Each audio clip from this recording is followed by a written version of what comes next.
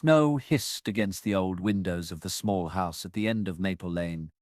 Inside, the heater rumbled lowly, and the scent of coffee, long gone cold, filled the kitchen air. The man with salt and pepper hair, a heavy brown wool sweater draped over him, stared out into the swirling white. There, something at the bus stop. He leaned forward, squinting through the glass. The bus stop stood about 50 yards away, a simple metal bench under a cracked plexiglass shelter. Normally, it sat empty at this hour, but today, through the curtain of falling snow, a shape huddled there, small, still. Instinct stirred in him. Not the logical kind, but the older one, buried deeper. Without thinking, he grabbed his heavy navy coat off the hook and jammed a knit cap over his thinning hair. His boots, lined and worn, thudded as he stomped them on and shoved open the door against the wind. Outside, the cold bit instantly through his jeans. Snow crunched loudly underfoot as he made his way down the short walkway, across the desolate road, and toward the bus shelter. Each step was slower than the last, the wind howling harder the closer he got. Then he saw it clearly. A backpack, zipped nearly shut, resting right on the bench. It wasn't a lost school bag or abandoned groceries. No, something inside shifted, barely. He knelt stiffly in the snow, his knees creaking. With gloved fingers, he carefully pulled the zipper. A warm puff of breath hit his hand. Inside, two wide, terrified brown eyes stared up at him. A puppy, a German shepherd, no more than a few months old, trembling so hard the backpack itself shuddered. A piece of folded paper was tucked into the side pocket. His hands, suddenly clumsy, fumbled it open. The note was short, written in pencil, rushed but careful. Her name is Sally. I'm sorry I had to. Please be kind. She's good. The man swallowed hard. His breath hung ragged in the frozen air. He glanced around, but the streets were silent, blanketed by the storm. No footprints but his own led here. Whoever left her, gone. He could leave her, call someone. Let the shelter take her. That would be reasonable. But he couldn't. Not after reading that note. Carefully, he scooped the backpack into his arms, cradling it close to his chest to block the worst of the wind. The puppy didn't resist. She just tucked her head deeper inside, whimpering softly. The walk back felt longer. Every gust of icy wind seemed to push him harder, as if the storm itself wanted to test this decision. His boots slipped once, almost sending them both sprawling, but he tightened his hold and kept going. At the porch, he fumbled for the door with frozen fingers. Inside, warmth hit them both like a wall. He kicked the door shut behind him, snow falling in small heaps from his shoulders. He set the backpack down carefully in the kitchen. The puppy made no move to come out. The man sighed, pulling off his boots and jacket, tossing his gloves onto the heater. His heart pounded, not just from the cold, from the weight of it all. He moved slowly, kneeling again beside the backpack. "Hey, little one," he murmured, his voice rough but low. "You're safe now, I promise." For a moment, there was nothing. Then a tiny pink nose poked from the half-open zipper, a tentative sniff. Mistrustful eyes. He pushed a shallow bowl of water toward her, some leftover roast beef shredded into tiny pieces. No sudden moves. No loud noises. He turned away, pretending not to watch, letting her come to him on her terms. Minutes passed. Then, a shuffle. A paw, uncertain, slipped out. Then another. The puppy, still trembling, crawled out of the backpack and collapsed beside it, panting. The man's chest tightened painfully. She was so thin, so scared. He sat back in the kitchen chair, watching, waiting. His mind flickered to the worn picture frame in the living room, the one with him and Margaret smiling, 40 years younger, their hands clasped tight. She would have known exactly what to do. He cleared his throat and spoke again. Softer. "It's okay, Sally. You're not alone." The puppy lifted her head at the name. Recognition. Hope? Slowly, carefully, The man reached over, palm up, no sudden movements. And after what felt like an eternity, Sally placed one small, trembling paw onto his open hand. The kettle whistled low in the background, ignored. The man, now wrapped in an old fleece blanket around his shoulders, sat stiffly at the kitchen table. His hands cradled a chipped mug of coffee gone cold hours ago. Across from him, the small German shepherd puppy lay curled tightly inside the crumpled backpack, her chest rising and falling in uneasy sleep. The house, usually filled with the soft creaks and sighs of age, now felt heavier, as if it was holding its breath too. He ran a hand down his face, feeling the roughness of 3 days' stubble, and let his gaze wander the room. The faded yellow curtains Margaret had chosen still framed the frost-streaked windows. The clock above the stove ticked steadily, an anchor in a sea of silence. It hadn't always been like this. Once, there had been the early morning rushes before work, Margaret making oatmeal at the stove, him packing a battered lunchbox for another long day driving the bus route through town. Later, the routine reversed, her greeting him at the door, asking how the children were that day. They had never had children of their own. Life had wanted other things for them. Instead, the kids on his bus became his in small, unspoken ways. He knew their birthdays, remembered which ones needed a quiet word after a hard day, slipped extra candy canes into their pockets at Christmas. He had driven the same routes for 40 years, watched small legs grow longer, backpacks grow heavier, laughter turn to distant teenage shrugs. He had been part of so many lives without ever fully belonging to any of them. When Margaret died 3 winters ago, the house shrank. Or maybe he did. He filled his days with small rituals, cleaning, sorting through old papers, rereading yellowed letters, walking the length of the street, checking the bus stop out of habit. The heater ticked and rumbled. The tea kettle whined, and no one came through the door. Until today. A low whimper broke through his thoughts. He looked up sharply. The puppy had shifted, pawing at the backpack's flap, her eyes wide and glassy, dreaming or remembering.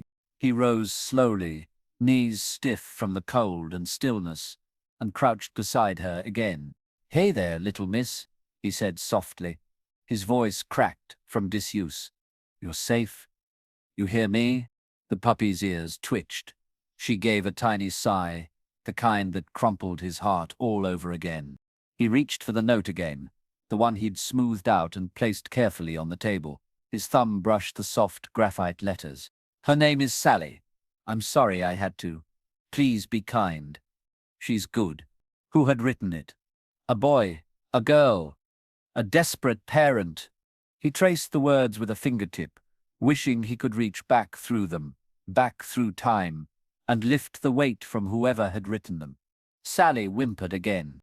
He hesitated, then reached out and gently, slowly, unzipped the backpack the rest of the way. The puppy blinked up at him, wary but not shrinking away this time. "Come on," he coaxed. "Let's find you something better than that old sack." From the hallway closet, he pulled down a quilt, a faded patchwork of blues and greens that Margaret had sewn years ago. He spread it out by the radiator, letting the warmth fill the fibers. Then, without touching her, he sat down cross-legged a few feet away, the blanket between them. Sally watched. Her tail twitched once. 5 minutes, 10. Then, finally, she crept forward, inch by shaking inch, until she collapsed onto the quilt in a small, shivering heap.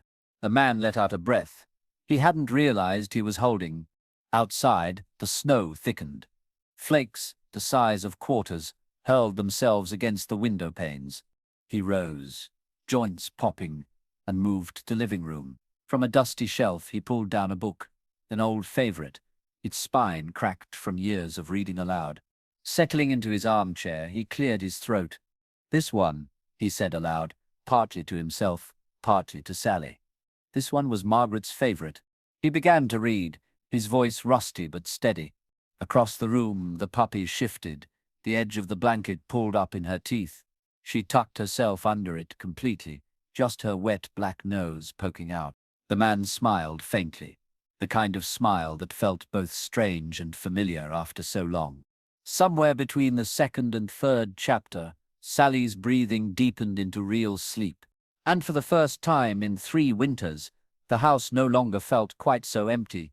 The morning sun fought a losing battle against the thick storm clouds still hunched over the town.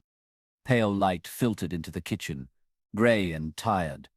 The man stirred oatmeal on the stove, his movements slow but careful. A second bowl sat ready on the table, smaller, filled with softened kibble he had picked up at the corner store the day before. He wasn't sure what brand to buy, so he'd simply asked the clerk, who had handed him a bag with a knowing smile. Behind him, a faint rustle. He didn't turn. Not yet. Patience. That had been the secret to years of coaxing frightened children onto a school bus for the first time. No sudden moves. No pressure. Just presence. Another shuffle. Then a low, uncertain whine. The man placed the spoon down gently, wiped his hands on a faded dish towel, and turned around. Sally stood halfway between the radiator and the kitchen table. Or rather, she crouched, body low, tail tucked tightly, wide brown eyes flicking from the table to the door to him. Still half expecting betrayal, he dropped to one knee slowly, keeping his hands visible, palms open. "Well, look at you," he murmured, offering a small smile. "Brave girl." Sally inched forward. Her paws, oversized and clumsy, slid a little on the worn linoleum floor. When she reached the edge of the quilt, she froze. Her nose twitched, catching the scent of the kibble. The man stayed perfectly still. A long, tense minute passed.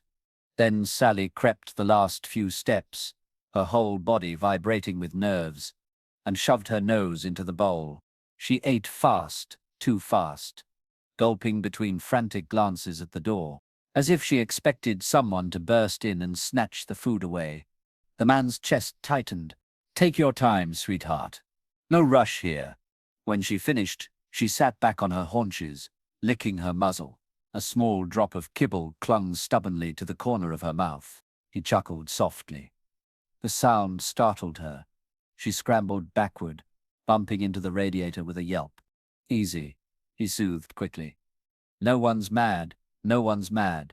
It took another 10 minutes before she settled again, this time lying beside the empty bowl, paws crossed protectively. The man returned to his oatmeal, forcing himself to move slowly, naturally, like nothing extraordinary was happening. But inside, he felt something crack open, the tiniest hairline fracture in the loneliness he had built up around himself. By the third day, they had a kind of truce. Sally ventured from the quilt to the window each morning, peering out as if expecting or perhaps hoping to see someone familiar. She had claimed a spot at the corner of the couch too, where the cushions had long ago given up their fight against gravity. She sat there for hours, alert but quiet, her ears twitching at every car that passed. The backpack still sat near the radiator, unzipped but untouched. Her safe place. Each night she crawled back into it, turning in tight circles before finally settling with a soft thud. The man didn't move it, didn't wash it. It was hers. Her lifeline. He spent those evenings reading aloud, sometimes old novels, sometimes the local paper, anything to fill the quiet with something gentle. One night, halfway through a chapter about a boy and his loyal hound, Sally stirred. She crawled halfway out of the backpack, and after a long hesitation, padded over to the chair where the man sat. He held his breath as she placed one paw against his foot. Just a touch. But it was enough. He lowered the book slowly to his lap, and, careful not to make her bolt, extended his hand down. Sally nosed it tentatively, sniffing deeply, then sat, pressing her slight body lightly against his leg. The man swallowed hard, blinking fast. He let his hand rest on her back, feather light. There they stayed for a long time. The storm battered against the windows, but inside, a fragile kind of peace grew stronger. By the 4th morning, a new ritual began. The man stood at the window with his coffee, staring out across the street to the snow-shrouded bus stop. Behind him, Sally padded quietly to his side. She propped her front paws on the windowsill, her body stretched tall, nose smudging the glass. Together they watched the empty road. Together they waited. But for what? He wasn't sure. And he wasn't sure she knew either. Still, each morning she looked. Each morning she searched. The man had driven that bus route longer than some of the town's kids had been alive. He knew every face, every name, and every stop. The bench at Maple Lane, the corner near the park, the turnout by old Wilkins' farm. He knew them like he knew his own heartbeat, which was why the sight of Sally so focused, so steadfast at the window, struck something deep inside him. Someone had loved her once, enough to trust that a stranger would be kinder than the life she was leaving behind. He didn't know the whole story. Not yet. But he intended to find out. He owed it to her. And maybe, just maybe, to himself. It hadn't always been cold. There had been summers, once. Long golden afternoons, when Caleb raced his bike down cracked sidewalks, feet skimming the pedals, a laugh bursting from his throat so hard it left his ribs aching. There had been a woman, too. His mother, who smelled like peppermint gum and cigarettes. Her smile wide and careless, her promises stretching higher than the telephone wires overhead. And then there had been Sally. She wasn't born into the world tidy and planned. No, she had tumbled out with 3 siblings behind a neighbor's crumbling shed, her eyes barely open, her body all awkward angles and soft, helpless noises. Caleb was there the day she took her first clumsy steps. The neighbor, an older man with a battered truck and a quiet voice, had let him come over after school to see the puppies. "Pick one," he'd said, rough hands ruffling Caleb's hair. "They'll need good homes soon." Caleb hadn't picked. Sally had picked him.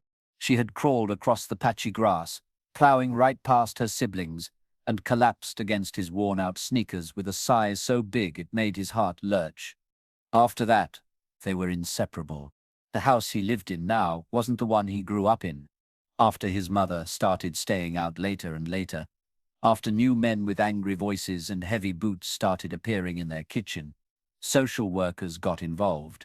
The man he lived with now, Uncle Brett, wasn't really an uncle, just a name on a form. Someone the court figured was family enough.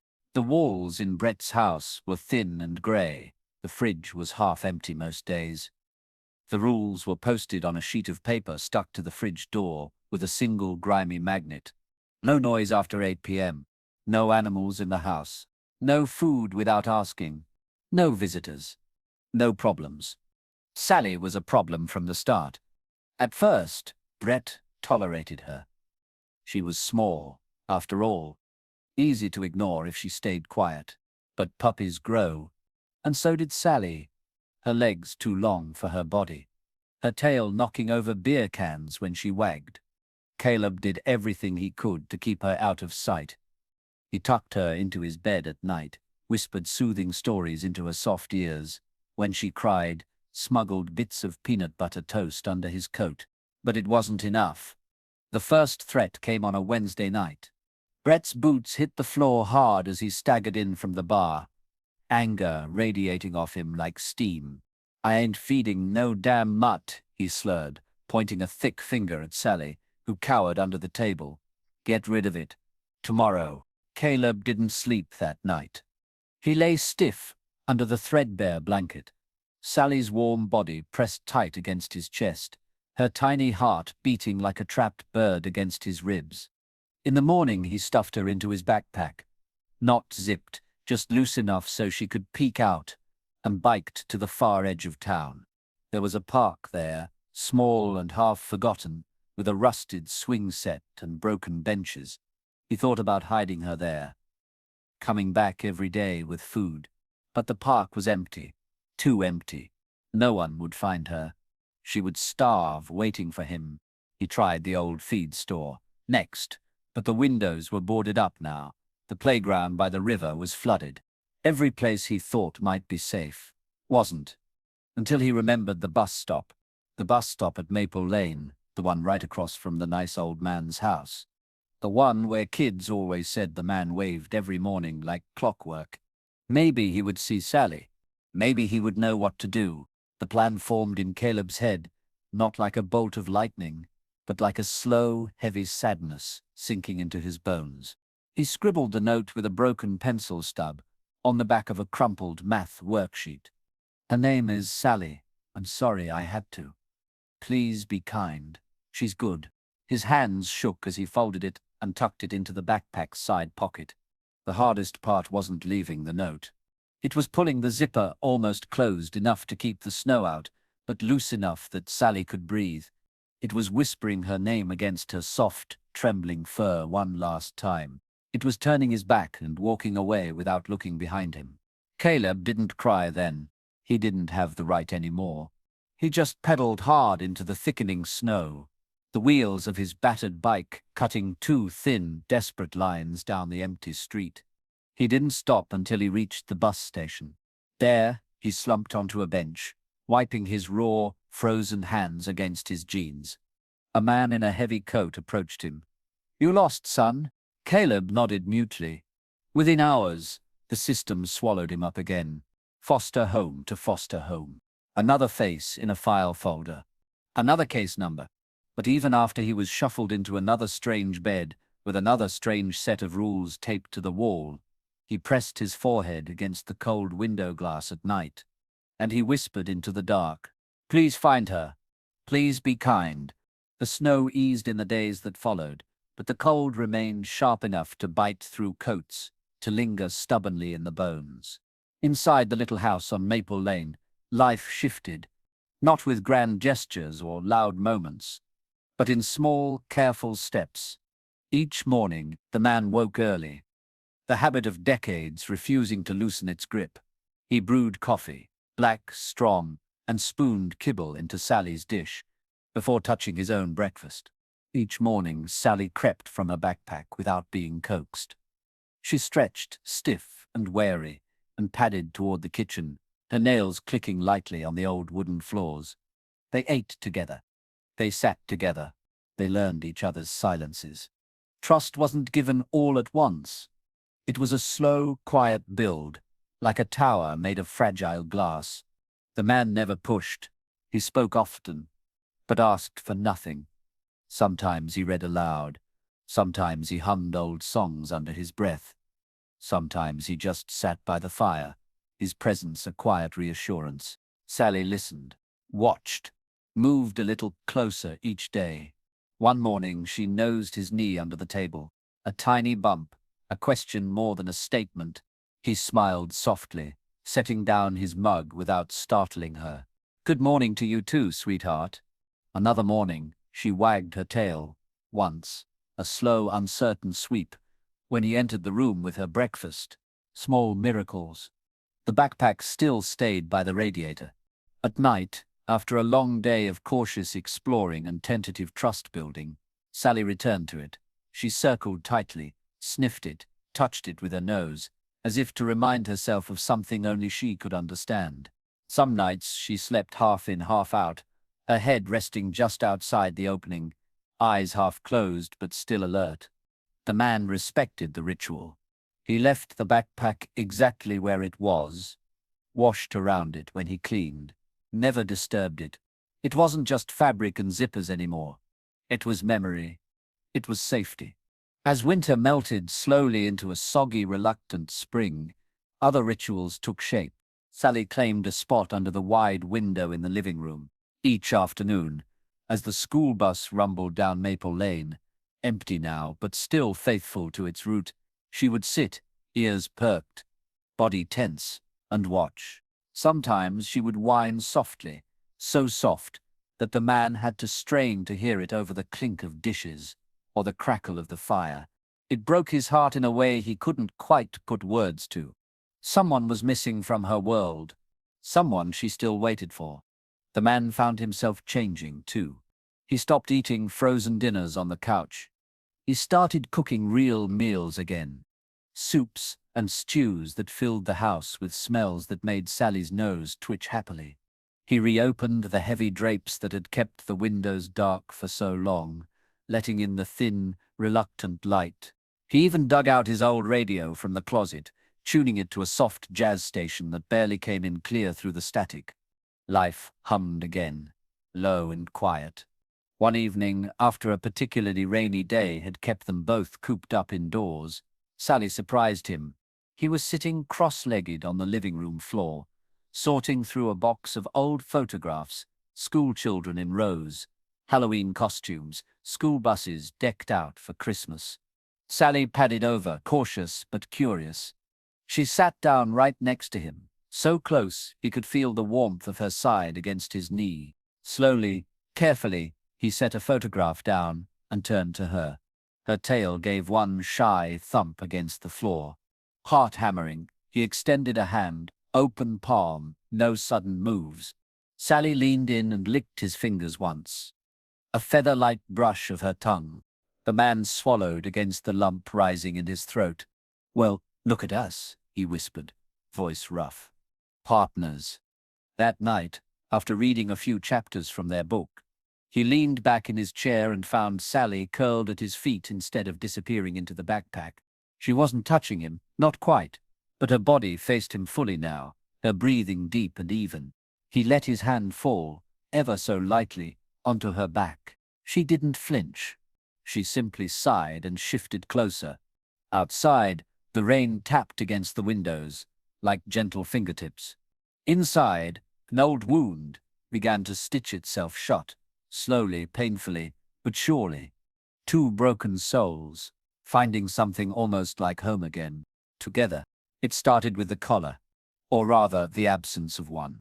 The man noticed it one quiet afternoon as he brushed Sally's coat with an old hairbrush, the one he had used on Margaret's terrier years ago.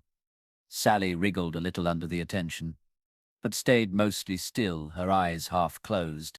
There was no collar, no tags, nothing to tell anyone where she belonged, or who had loved her enough to tuck her into that backpack with a note filled with hope. He set the brush down and sat back on his heels. Someone, somewhere, must be missing her. The next morning, after Sally finished her breakfast and settled into her spot by the window, he picked up the phone.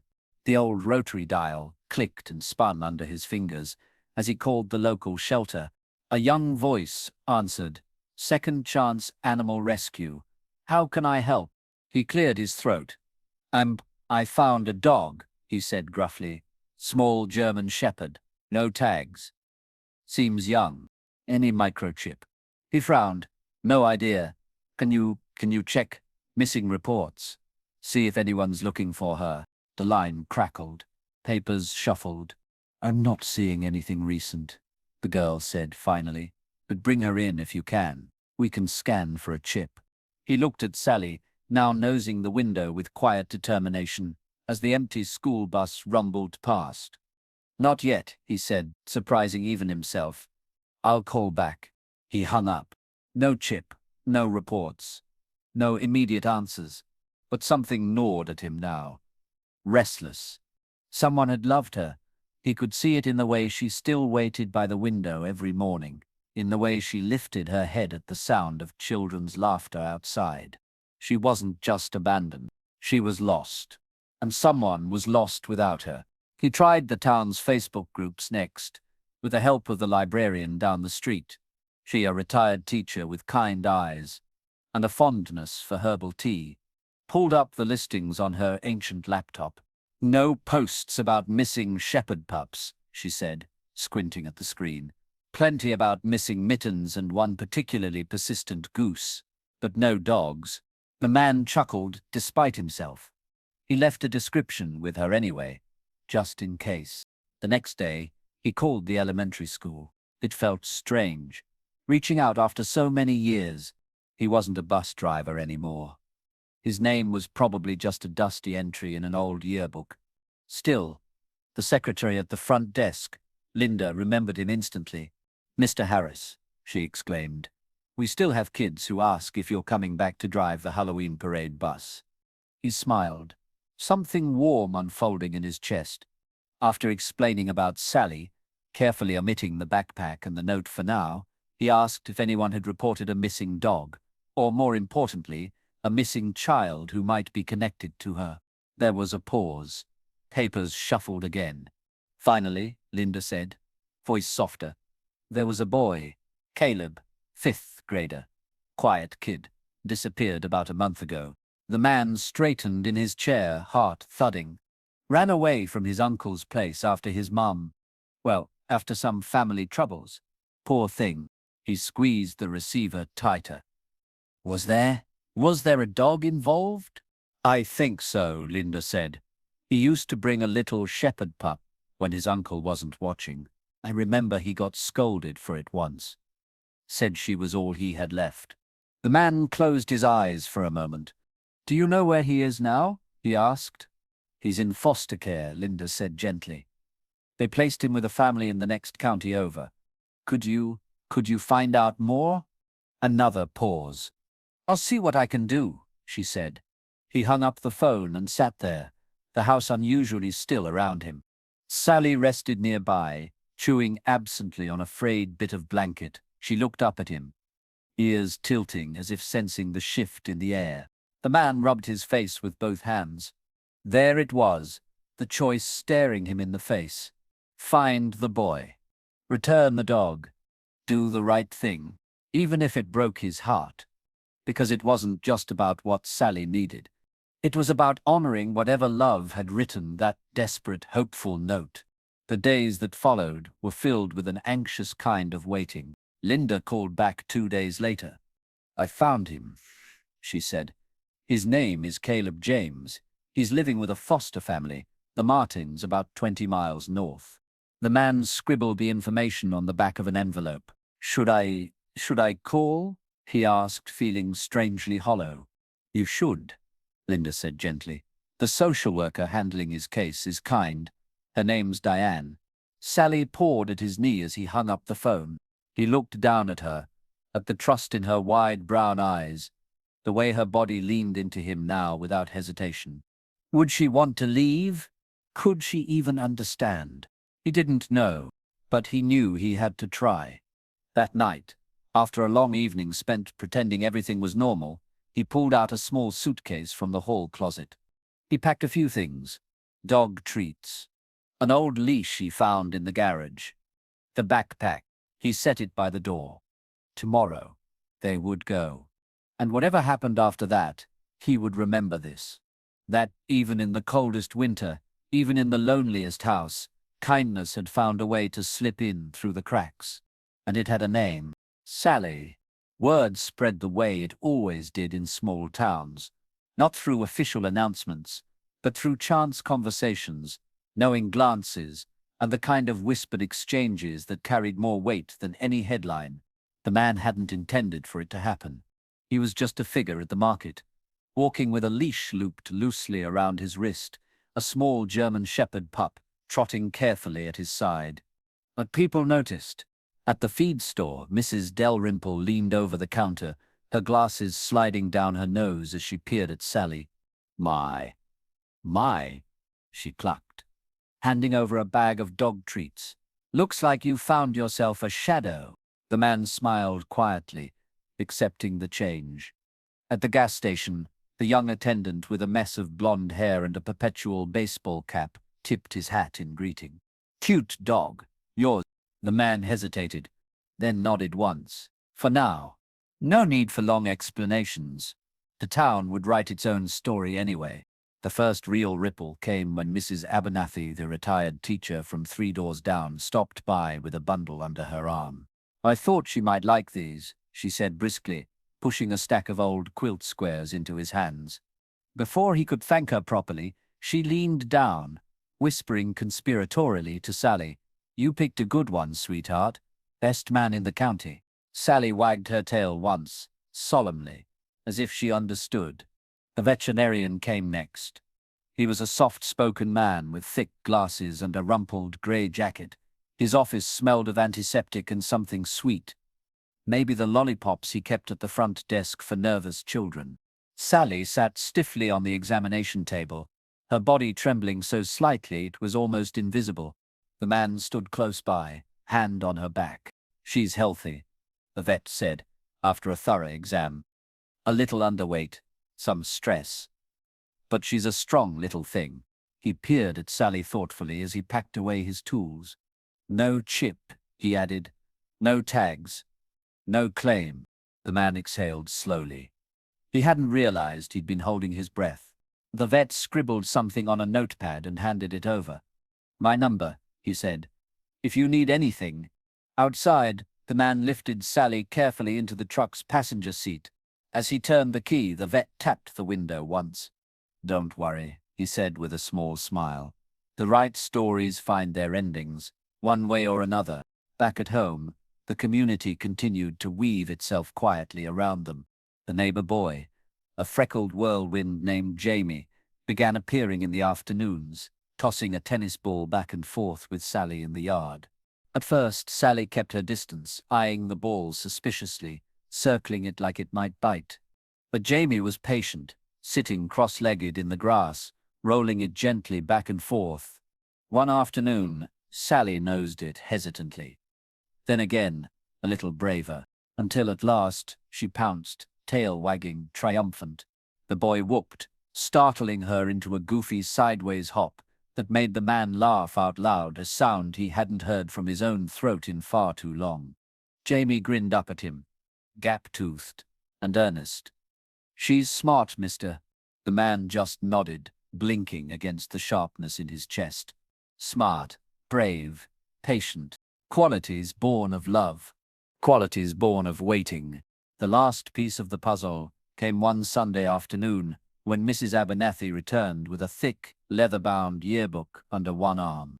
"I thought you might want to look through," she said, placing it on the kitchen table with a thud, "just in case."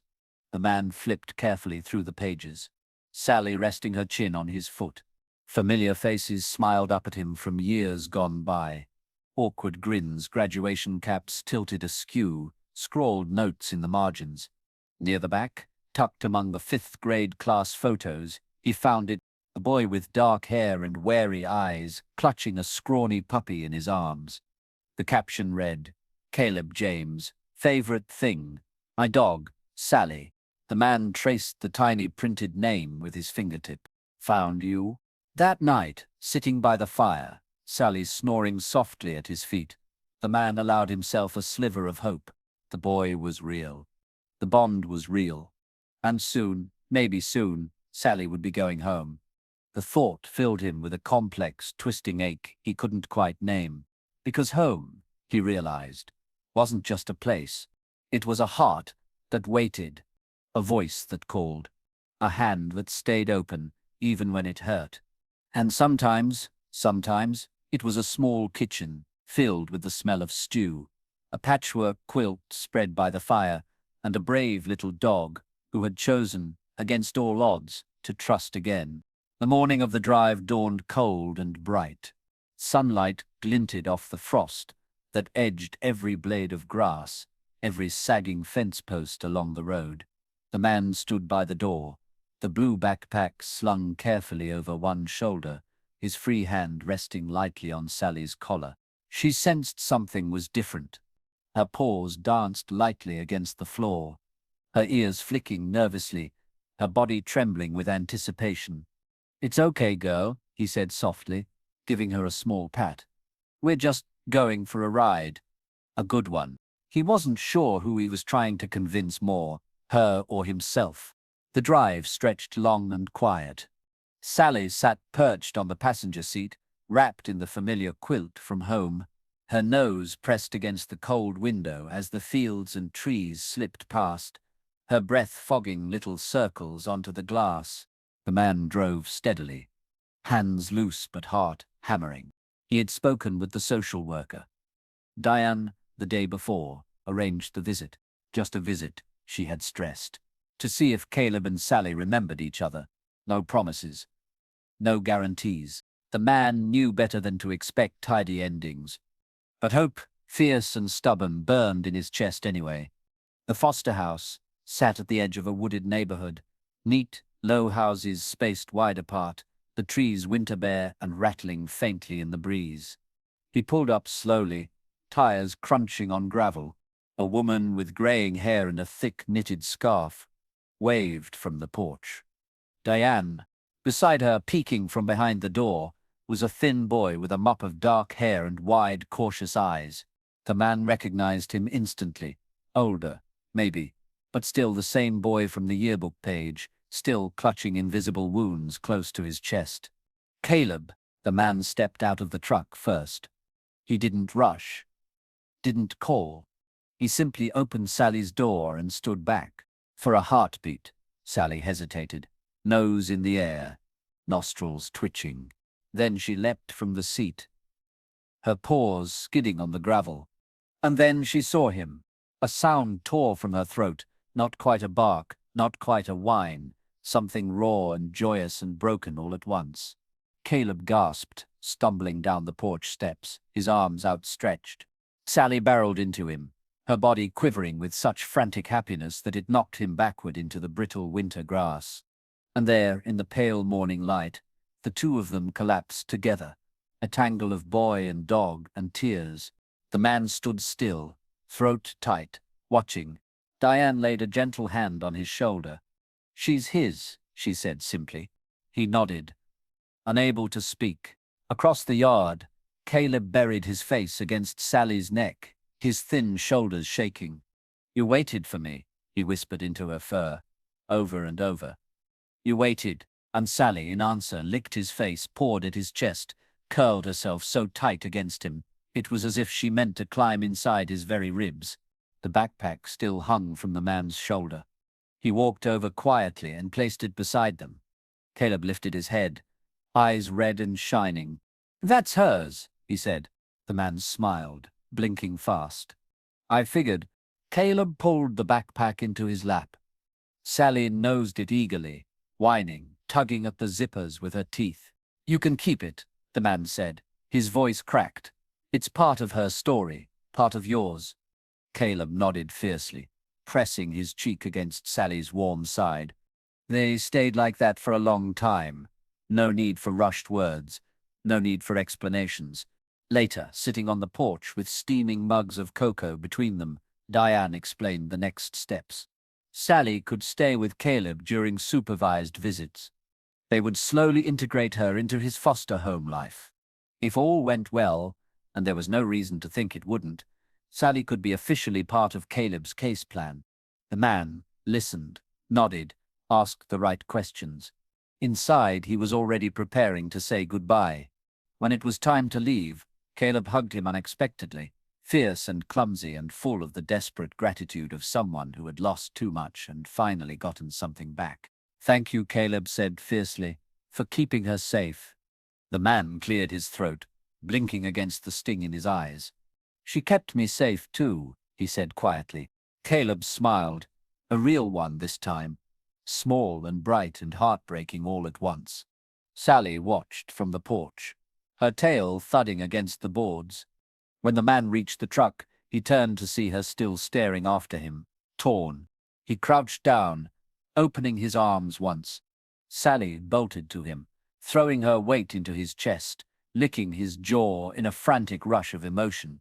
He hugged her tightly, breathing her in. "Go on now, girl," he whispered against her fur. "You found your boy again." And with one last reluctant lick, she trotted back to Caleb's side. The drive home felt longer than the drive there. The seat beside him was painfully empty. The quilt lay folded on the seat, faintly holding the shape of where Sally had been. The man gripped the steering wheel tighter and let the quiet wash over him. Painful, necessary. Right, he had set something broken back into place. And though his arms ached for the familiar weight of her, his heart impossibly felt lighter, because some goodbyes weren't endings. They were beginnings wearing different clothes. The house on Maple Lane felt emptier, not silent. The heater still clicked, the kettle still whistled, but the rhythms were different now. The man noticed it in the quiet moments between sounds, the spaces where soft paws had once shuffled or a cold nose had bumped against his hand. He hadn't realized how much room she had taken up in his life, how much warmth she had stitched into the very walls. Still, there was no bitterness. Only a tender kind of ache, like pressing on a bruise, painful, but proof that something had mattered. Sally wasn't gone entirely. She was simply living a new kind of life. At first, the visits were short. Every Saturday morning, the man would drive north along the winding country roads, the old quilt folded neatly in the back seat, the leash coiled beside it. Sally would be waiting on the porch, her body vibrating with contained excitement, Caleb barely able to hold her still. The moment she saw him, the rest of the world fell away. She would barrel into him with the force of a cannonball, whining low in her throat, licking his face, her whole body shivering with joy. Each reunion felt like water after thirst, each parting a little less sharp than the last. The weekends became their new rhythm. Saturdays were for long walks in the woods behind the house, where Sally could run wild, ears flapping, tongue lolling. Caleb would chatter beside the man, telling stories about school, about the Martins, his foster parents, about a book he was reading or a project he was working on. There were awkward silences sometimes, too, when memories scraped too close to the surface, but Sally bridged those gaps without effort, nudging hands, dropping sticks at their feet, her presence stitching them together with invisible thread. The man watched Caleb grow, not in the obvious ways, although there were those too: shoes that needed replacing, sleeves that crept up bony wrists. No, it was in the subtler shifts, the way Caleb stood a little taller, the way he met people's eyes without flinching, the way laughter came quicker now, bright and unguarded. The Martins, too, changed over those months. At first, they were cautious around Sally, wary of the added responsibility, the unpredictability of a dog with a mysterious past. But Sally, with her endless patience and quiet devotion, won them over in slow, steady beats. By spring, she was woven into their lives, curled at the foot of Caleb's bed at night, greeting Mrs. Martin at the door each evening, sitting solemnly beside Mr. Martin as he read the newspaper. Home, the man realized, was not built in grand declarations. It was built one small, steady kindness at a time. One evening, sitting on the Martins' porch after a long walk, Caleb turned to the man, his voice hesitant. Do you think Sally remembers the backpack?" The man smiled faintly, looking down at Sally, who was dozing between them, her ears flicking in dreams. "I think she remembers what it meant," he said. "Not the fear, not the cold, just that someone loved her enough to give her a chance." Caleb was quiet for a long time. Then, very softly, he said, "I didn't think anyone would find her." "You gave her hope," the man said. "That's what mattered." Caleb nodded, swallowing hard, and the man thought, "You gave me hope too, kid." As the seasons turned, the visits changed shape again. Caleb began coming to Maple Lane, riding up with Mr. Martin sometimes, staying for the afternoon. Sally would leap from the truck, race up the path, and burst into the kitchen like she had never left. The man started keeping an extra bowl by the radiator, a second coffee mug for Coco. He kept a few of Caleb's favorite books on the shelf. The house expanded again, not with noise, but with presence, with life. There were days when Sally stayed over, when Caleb's soccer games ran late, when the Martins had out-of-town trips, when the world spun just a little too fast, and both boy and dog needed a quiet place to catch their breath. The man cherished those nights, the familiar sounds of Sally's soft snoring from the living room, the way Caleb curled up under the patchwork quilt without asking, like he'd always belonged there. It was not the same as before, but it was good. It was enough.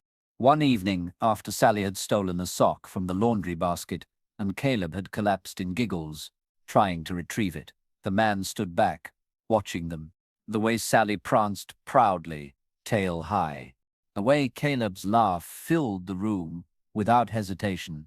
He realized something then, something simple and enormous. This was what healing looked like. Not forgetting, not erasing the hurt, but building something beautiful on top of it, stronger for the cracks underneath. Summer rolled in with slow, golden days, the kind that stretched out lazily, filled with the hum of bees, the crackle of sprinklers on dry lawns, and the soft barking of dogs chasing after invisible adventures. It was during one of those long afternoons that the man received the news. Standing at the counter, sorting through the usual pile of grocery store flyers and overdue bills, he found the letter, plain white envelope, typed neatly across the front. From Diane. He opened it with hands that trembled slightly, heart thudding in his chest. Inside, a simple, joyful announcement. The Martins were officially adopting Caleb. No more foster care. No more temporary beds or shifting rules. No more waiting. Caleb was going home. The man sat heavily at the kitchen table, the letter spread before him like a map to a new world. He thought about Caleb's thin frame filling out over the months, about the way his laugh had deepened, the way he no longer flinched at sudden sounds. He thought about Sally, her slow, patient rewiring of a wounded boy's heart. He closed his eyes and breathed deep. Relief, pride, and if he was honest, a little sadness, because goodbyes, even happy ones, still hurt. A few days later he was invited to dinner. The Martins wanted to celebrate. They said, wanted him to be part of it. When he pulled into their driveway, Caleb and Sally came bursting out the front door, racing to meet him. Sally launched herself into his arms, tongue lolling, tail beating a wild tattoo against his chest. Caleb grinned, the expression bright and effortless, and hugged him too, solid, warm, real. Inside, the house smelled of roasting chicken and fresh bread. The table was set with simple care. Mismatched plates, a few sprigs of wildflowers in a mason jar. The Martins, Emma and Paul, greeted him with easy smiles.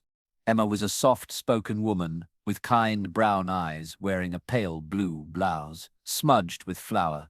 Paul was taller, with sandy hair going grey at the temples, his strong hands gentle as he reached down to scratch Sally behind the ears. They were nervous, the man realized. Not because of him, but because of what Sally represented. Another piece of Caleb's past. Another unknown. Would she fit into their tidy, hopeful future? Dinner was simple and perfect. They talked about books and soccer games, about the summer fair coming up. They laughed when Sally stole a roll right off Caleb's plate and darted under the table, tail wagging like mad. Afterward, they sat on the back porch, drinking sweet tea and watching the fireflies spark against the growing dusk. The Martins asked about Sally's habits, what she liked, what she feared. The man answered every question patiently, weaving stories about her bravery, her gentleness, her stubborn loyalty. As he spoke, he saw it happen, saw the softening in their eyes, the understanding settled deep into their bones. They weren't just adopting Caleb. They were adopting everything he loved. Later, as the stars bloomed overhead, Emma placed a hand on the man's arm. "We were scared at first," she admitted. "Taking on more than we thought we could handle." Paul nodded beside her, silent but steady. "But Caleb," she continued, voice thickening, "he's not just bringing Sally into our family, he's bringing all the hope she carried for him." The man swallowed hard. "You're not just getting a dog," he said quietly. "You're getting the piece of him that survived." Emma blinked rapidly, squeezing his hand. Paul stood, clearing his throat roughly. "She's already family," he said simply. When the man left that night, Sally and Caleb walked him to the truck. Sally pressed against his legs, her body warm and solid. He knelt, cradling her face gently in his hands. "You take care of him," he whispered. Sally licked his chin once, solemn. Caleb hugged him fiercely. "Thank you," he whispered, "for everything." The man squeezed back, heart full to the brim. "No," he said, "thank you." As he drove away, he watched them in the rear-view mirror, boy and dog silhouetted against the porch light, standing together at the edge of the future. A lump rose in his throat, bittersweet and beautiful. He had not lost them. He had simply shared them with a wider circle, the family they had been waiting for. And in that wide, starlit night, with the windows rolled down and the summer air warm against his face, he realized, sometimes love isn't about holding on tighter. Sometimes it's about letting go and trusting that what you planted will grow beyond your reach. And that, Somehow it would always lead back to you. The first summer without Sally at his side was a lesson in quiet. The man filled his days as best he could, tending the small garden behind the house, volunteering at the animal shelter twice a week, making repairs to the parts of the house he had ignored for too long. But in the evenings, when the chores were done and the sun dipped low over Maple Lane, the emptiness crept back in. Not sharp anymore. Not devastating. Just a soft, persistent ache, the kind that comes from missing something good. Visits still happened, of course. Saturdays saw Caleb tumbling out of the Martins' car, Sally at his heels, both of them practically vibrating with excitement. The man would wave from the porch, heart lifting at the sight of them. Sally would leap into his arms like no time had passed, her tail a blur of joy. Caleb, taller now, his shoulders broadening, his hair longer and wilder, would follow, grinning wide. They spent those weekends slowly, savoring them like precious, fragile things. Walks through the woods, long talks over peanut butter sandwiches at the kitchen table, nights spent around a small fire pit in the backyard with Sally curled between them. It wasn't the same as before, but it was good. It was real. Still, change whispered through the seasons. Autumn brought the start of middle school for Caleb. New schedules, new responsibilities. The visits grew a little less frequent, not from lack of love, but simply because life had found its rhythm. Sometimes it hurt, seeing the empty patch of quilt by the radiator, hearing only the wind creak the porch swing. But the man reminded himself, this was what he had hoped for. A boy building his own life.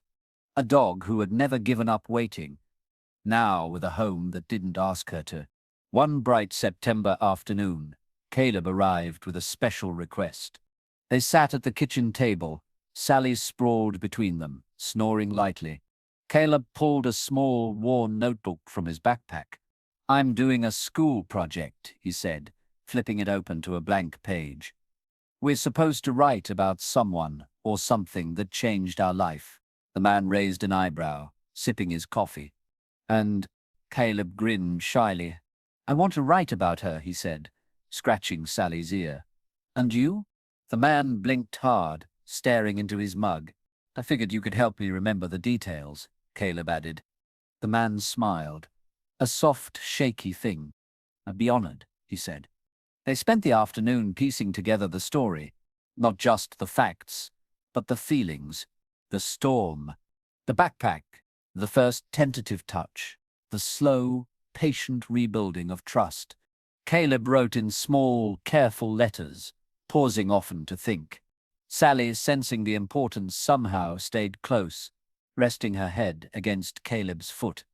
As the sun dipped low and the kitchen filled with golden light, the man realized this wasn't just Caleb's story.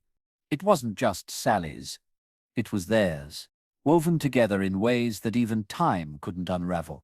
By winter, the Martins invited the man to stay overnight during the holidays.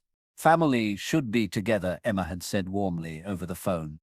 So he packed a small overnight bag, few clothes, a tin of Margaret's favorite shortbread cookies. He still baked each December, and drove north under a sky dusted with stars. Sally greeted him at the door, leaping and whining with joy. Her paws slipping on the hardwood floors, the house was strung with simple lights. A tree glittered softly in the corner, and the smell of cinnamon and pine filled the air. Caleb tackled him in a hug. The moment he stepped inside, "You're late," he said teasingly. The man laughed, ruffling Caleb's hair. "Had to find the right cookies," he said. That Christmas Eve, they all sat around the fire. Sally curled between Caleb's feet, her muzzle now dusted with a hint of grey. Emma read aloud from a battered book of Christmas stories. Paul sipped hot cocoa, Sally's head resting against his leg, and the man sitting in a room filled with light and laughter, and the steady breathing of a dog who had once fit inside a battered backpack, realized this wasn't just transition. This was arrival. He had made it home too.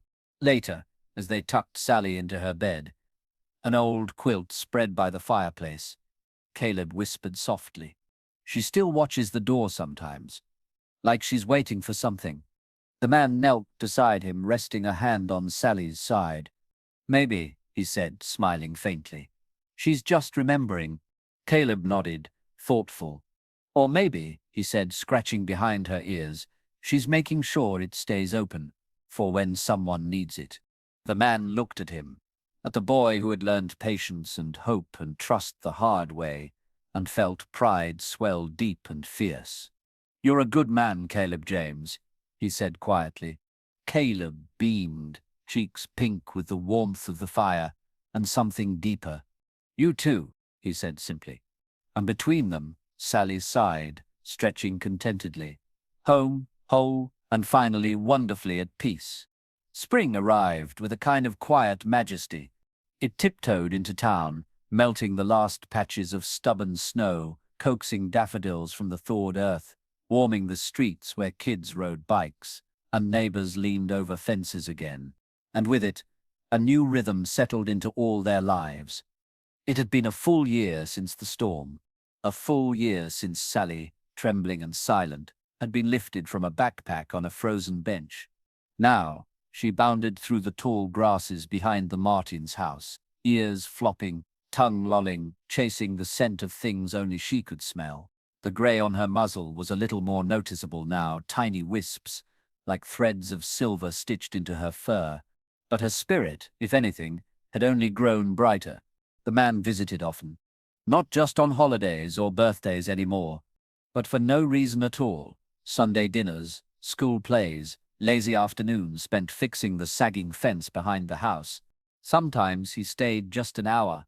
Sometimes he stayed until the stars came out, and the backyard was filled with fireflies and quiet laughter. He became more than just a visitor. He became family. One bright afternoon, Caleb met him at the door with something clutched tight in his hands. A folded note. Old, crinkled, faint pencil lines still barely visible. The man froze as Caleb placed it carefully into his palm. I want you to have it back, Caleb said. The man stared down at the note, at the words he had read so many times he could have recited them in his sleep. Her name is Sally. I'm sorry I had to. Please be kind. She's good. His throat closed painfully. You sure? He asked, voice rough. Caleb nodded, smiling a little. You're the one who listened. The man carefully tucked the note into his wallet, where it would stay, soft and worn, close to his heart. Proof that even the smallest voices, the smallest acts of hope, could change everything. Sally no longer needed the backpack. It sat neatly folded on a shelf in Caleb's closet. A memory now, not a necessity. She slept wherever she pleased, sprawled across Caleb's bed, dozing under the kitchen table, sometimes even stretched out under the old oak tree in the backyard, snoring gently as bees buzzed overhead. Freedom had settled into her bones like sunshine. At school, Caleb thrived. He joined the Animal Rescue Club, speaking shyly at first about adoption and kindness, about second chances. Sally became a minor celebrity, visiting classrooms, attending fundraisers, wearing a little vest embroidered with the words, rescued, loved, home. The man attended some of the events, standing quietly at the back of crowded gyms or grassy fields, heart swelling as he watched Caleb speak with growing confidence. Each time he looked at Sally, sitting proudly at Caleb's side, he thought, we made it! We all made it. Summer came, hot and heavy, and with it the town's annual fair. Caleb entered Sally into the best friend's dog competition, not for show tricks or ribbons, but simply for the bond they shared. They didn't win first place, or second, or any place at all. But it didn't matter. When Caleb knelt in the dusty ring and Sally barreled into his arms, the crowd erupting into cheers and laughter, the man knew they had already won everything that mattered. One evening, as twilight bled into night, the three of them sat on the porch steps, Caleb, Sally, and the man watching the fireflies dance. Sally lay sprawled across both their legs, snoring softly. Caleb leaned against the man's shoulder, a little taller now, a little stronger. You think she remembers? Caleb asked quietly. Remembers what? The man murmured. stroking Sally's soft fur. That cold night. The backpack. Being scared. The man was silent for a long moment. I think she remembers that someone loved her enough to let her go, he said finally, and that someone else loved her enough to find her again. Caleb smiled in the half-dark, his face lit by a flickering porch light. She's lucky, he said. The man chuckled softly. So are we. Inside the house, the Martins laughed around the dinner table. A pie cooled on the counter. The windows were thrown open to the sweet night air. And on the porch, 3 souls sat stitched together by something stronger than time, or distance, or even memory. By hope, by trust, by love.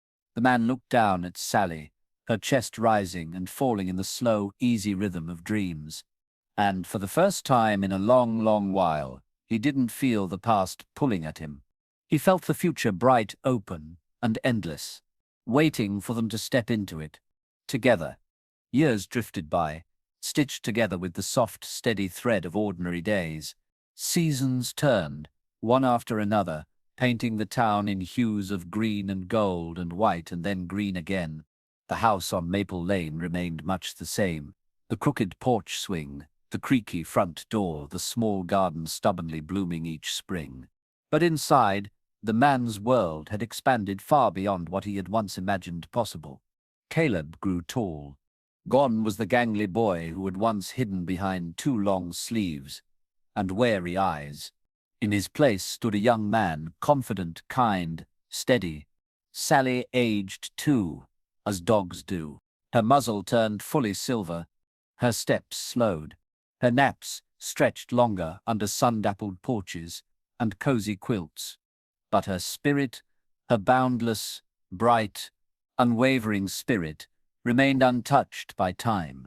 She still greeted the man with a wag of her tail that shook her whole body, still pressed her head into Caleb's chest with a sigh of pure contentment, still chased butterflies, if a little slower now, in the fields behind the Martins' house. One summer afternoon, Caleb stood by the man's side in the bright, bustling community park. Tables were set up for the town's first annual Adopt a Friend Day, a project Caleb had launched with the help of the local shelter. Children ran laughing between the booths. Rescue dogs barked and wagged and dozed in the shade. And at the heart of it all stood Caleb, a clipboard tucked under one arm, a tired but beaming smile on his face. Sally lay sprawled at his feet, a worn red bandana around her neck, embroidered with the words, "Found, loved, family." The man watched them both, heart swelling. They had come so far. Later that evening, they sat together on a bench, overlooking the fields, the sky bruised purple and gold with sunset. Caleb leaned back, arms spread across the bench, Sally's head resting in his lap. "You know," he said, voice thoughtful, "if you hadn't seen her that day, at the bus stop." The man smiled softly. "I saw her because I was meant to." Caleb nodded slowly. "Sometimes," he said, "I think about the boy who left her there, about how scared he must have been." The man turned to him, his eyes kind. "He was brave," he said. "It takes courage to let go, even when you don't want to." Caleb smiled faintly, brushing his hand along Sally's back. "I'm glad he trusted someone would find her," he said. The man reached over, squeezing Caleb's shoulder gently. "He trusted right," he said simply. Sally's breathing grew slower that year. She no longer chased after tennis balls or leapt up onto beds without a running start. But she remained a steady, beloved presence, the heartbeat at the center of every gathering, every memory made. When she could no longer attend the shelter events, Caleb brought the events to her, arranging small visits with school children, reading groups who gathered under the old oak tree in the Martins' backyard, where Sally dozed contentedly among them. She became a legend of sorts, a symbol of second chances, of hope, of the beautiful, painful, worthwhile work of love. One soft autumn evening, Caleb sat on the porch with Sally's head in his lap, stroking her graying ears as the stars bloomed overhead. The man sat beside him, a quilt draped over his knees. the memory of 1,000 shared moments weaving around them. They spoke little. They didn't need to. Sally shifted in her sleep, letting out a soft, contented sigh, and somewhere in the cool night air, it felt like something came full circle. Not an ending, a legacy. Love, once given freely, never truly ends. It plants itself in other hearts, other lives, and keeps growing, long after the last page is turned. The next spring, a new puppy, all oversized paws and floppy ears, tumbled across the Martins' backyard, chasing a butterfly with ridiculous, joyful energy. Caleb laughed, shaking his head. "This one's trouble," he said. The man just smiled, sitting on the porch with a steaming mug of coffee in his hands. He watched the young dog crash into the bushes, then come barreling back toward Caleb, who knelt and caught him mid-leap, both of them sprawling into the grass. In the background, nailed to the old oak tree, hung a small wooden plaque, in memory of Sally, the girl who waited, and taught us all how to stay. That evening, Caleb placed a photo frame onto the mantel inside the house. It showed him a few years younger, standing beside the man Sally between them, both smiling into the golden afternoon. Next to it sat an old, carefully folded backpack displayed with quiet reverence, a reminder of beginnings, of journeys, of every small act of love that builds a bridge between two broken souls. On a bright summer morning, as laughter filled the air and a new generation of children and dogs tumbled through the fields, the man sat back in his chair, closed his eyes, and let the sun warm his face. He thought about a cold day, long ago, a backpack, a note, a trembling little pup, and he smiled, because some stories don't end when the final page turns. They live on, in paw prints across hardwood floors, in laughter shared across kitchen tables, in the simple, steadfast beating of a heart that chooses again and again to love, no matter the risk, no matter the cost. And that, he thought, was the truest kind of home.